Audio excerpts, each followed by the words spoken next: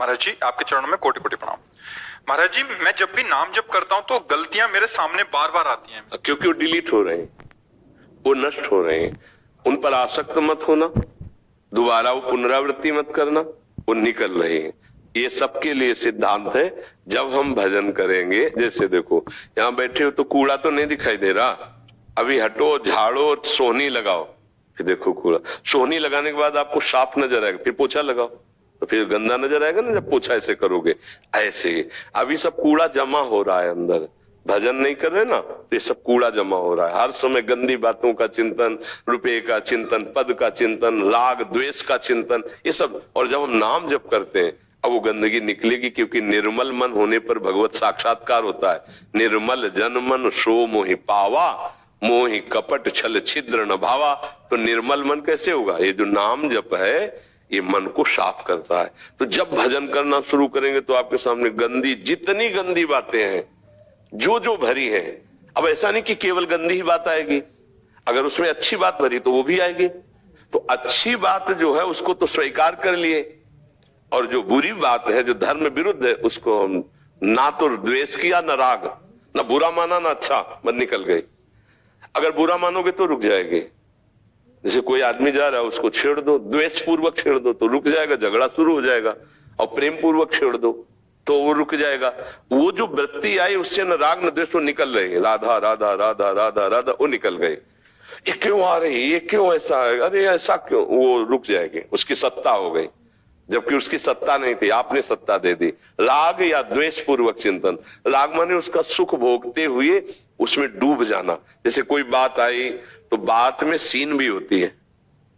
मन जो है बहुत प्रवीण नायक है, ये ऐसे नहीं किसी को मुक्त होने देता। अब आप भजन में बैठे हो, आपको पूर्व 10 साल पहले की सीन लाएगा।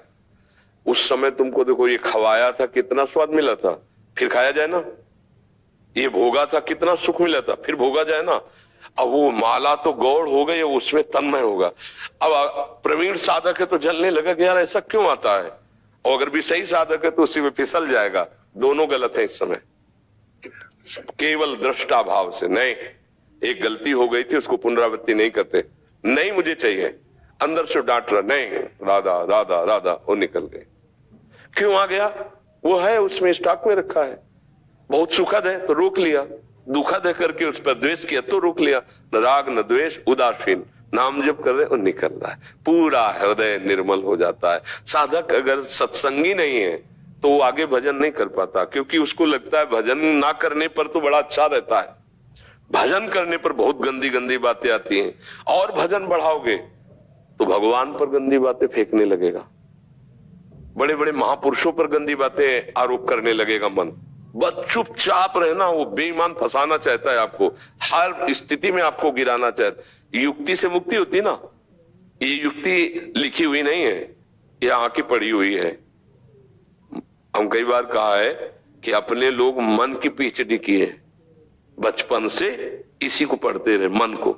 अच्छा अब ये वृत्ति, अब ये ऐसी वृत्ति, ये ऐसी वृत्ति, तब वो समझ में आती है।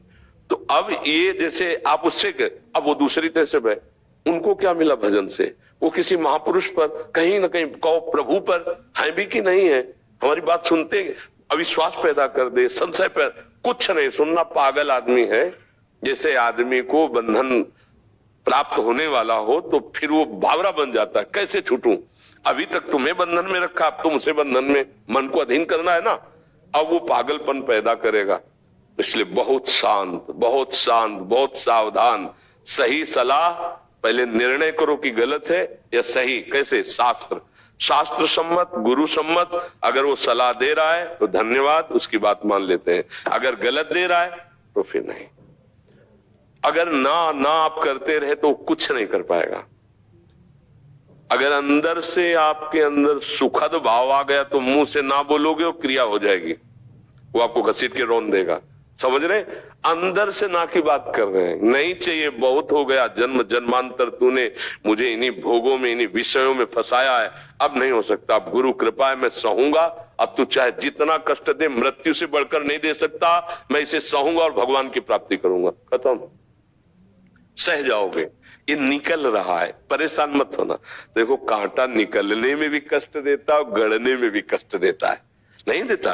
कांटा जब लगा तो कष्ट दिया और जब निकाला गया तो कष्ट हुआ। तो जब आपने इन विषयों का सेवन किया तो आपको भ्रम से इसने सेवन कराया कि बड़ा सुख मिलेगा। वस्तुतः वो दुखालयम अशाश्वतम में सुख कैसे मिल सकता है?